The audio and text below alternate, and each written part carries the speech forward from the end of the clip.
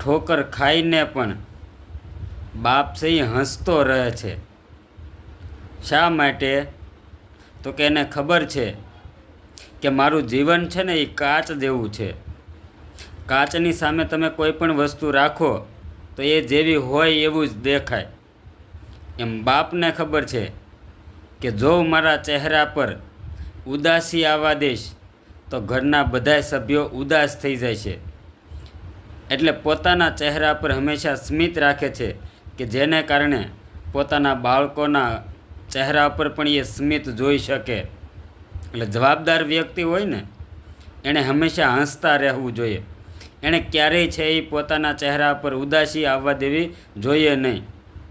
જેને કારણે જો સ્મિત હોય તો એના સંપર્કમાં જેટલા પણ માણસો આવે એ બધા એના સંપર્કમાં આવવાથી આનંદમાં આવી જાય. એના ચહેરા પર પણ સ્મિત જોવા મળે છે.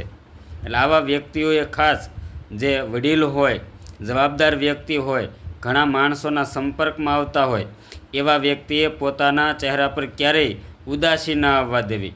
કારણ કે તમે જો ઉદાસ હશો તો બીજાને તમે ખુશ નહીં કરી શકો. પણ તમારો ચહેરો સ્મિતવાળો હોય, ખુશ હોય, તમે આનંદમાં હશો તો તમારા સંપર્કમાં આવેલા બધા માણસો પણ આનંદમાં રહેશે. એટલે ખાસ ધ્યાન રાખવું, ઉદાસ થવું નહીં અને કોઈને ઉદાસ કરવા નહીં.